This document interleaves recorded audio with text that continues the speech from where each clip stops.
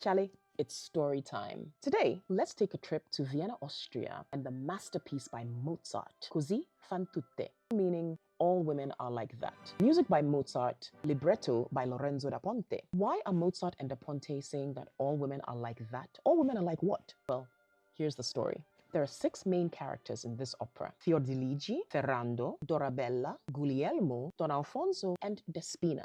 Fiordiligi and Dorabella are sisters. Ferrando and Guglielmo are very good friends. Fiordiligi and Guglielmo are a couple, and Ferrando and Dorabella are a couple. Don Alfonso is the big man in town. He's a bit skeptical about the relationships between these two couples. He thinks that Ferrando and Guglielmo are very silly to be so in love with these women. And he thinks that if Ferrando and Guglielmo were to leave town even for a minute, their girlfriends would cheat on them without even thinking about it. Ferrando and Guglielmo obviously disagree. They have faith that their women will be faithful. Don Alfonso says, you guys don't know women, eh? And the guys say, but these beautiful sisters are so in love with us. They would never be unfaithful. Don Alfonso says, okay, let's wage a bet. I bet you that your dear darling girlfriends are not as faithful as you might think. Ferrando and Guglielmo say, okay, Don Alfonso, bring it on. Don Alfonso says, okay, let's come up with a plan. The 3 men decide that Ferrando and Guglielmo will pretend that they have been called to go and fight a war and they'll be gone for quite some time.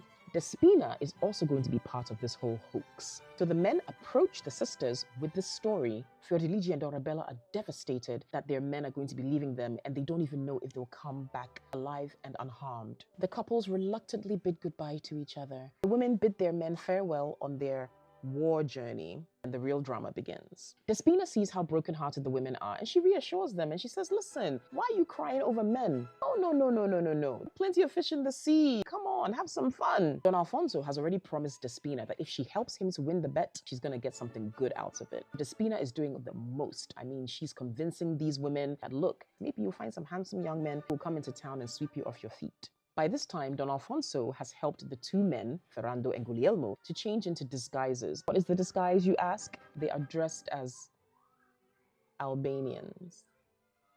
Remember, this opera premiered in 1790. Stay with me here. So they come in disguise. Their girlfriends don't recognize them. You're right. And they start the whole charade. Now, here's the interesting thing. In this pretend part, Ferrando goes after Fiordiligi, who is actually Guglielmo's girlfriend, and Guglielmo goes after Dorabella, who's actually Ferrando's girlfriend. And the women are none the wiser. Now, these men are laying it on thick. They're wooing them, they're vibing them, trying to get them to fall in love with them. But these women are resolute. They're not giving the time of day to these Albanian strangers. And can I just interject here? One of my favorite tenor arias. Ferrando is singing that, trying to woo Fiordiligi. The whole thing is just musically. So their first attempts to convince the women not really going so well. So Despina decides, no, we need to try something else here. She helps the men pretend that they've been poisoned so that they'll win the sympathy of the women. So the guys act as though they've ingested poison. They're all laying on the ground in pain. Here comes Dr. Despina. She's also in disguise, using some kind of weird tactics to try and revive them. And even that whole ruse is not working. By this time, Despina and Don Alfonso are getting a bit desperate because they want to win this bet. But Dorabella and Fiordiligi, Charlie, they're just too faithful to their men. Or are they? Now, Dorabella, being the flightier, more fun-loving sister, she's starting to fall now. So she's trying to influence her sister. Fiordiligi, she's a tough nut to crack, you know? But at least now they're entertaining the ideas. They go ahead, Dorabella goes with Guglielmo, Fiordiligi goes with Ferrando. So by this time, they're kind of on separate dates, right? Guess who falls first? Dorabella, of course.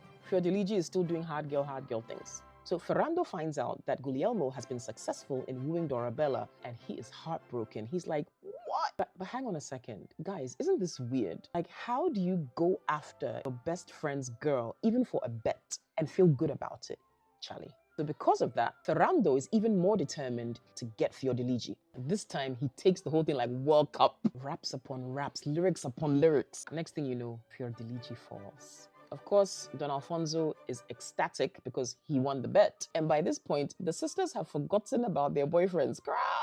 In fact, they're actually planning a double wedding with these new Albanian men as their fiancés. Now here comes Despina disguising herself as the person officiating the wedding. Just as the ceremony is about to begin, Don Alfonso says, "Oh, guess what? Your boyfriends are back from war." At this point, the Albanians have to run, go and hide somewhere, change back into their normal selves. So they come back, they reveal themselves as Ferrando and Guglielmo, and they tell the sisters it was all a plan to test their fidelity. At this point, if you are Fiordiligi or Dorabella, what exactly do you say? But really, they all have a lot of explaining to do. In any case, the opera ends with everyone forgiving each other. Everyone goes back to their original partner and live happily ever after in opera land, I guess. And that, in a nutshell, is Cosi fan tutte. But hey, I disagree with the title. Cheers.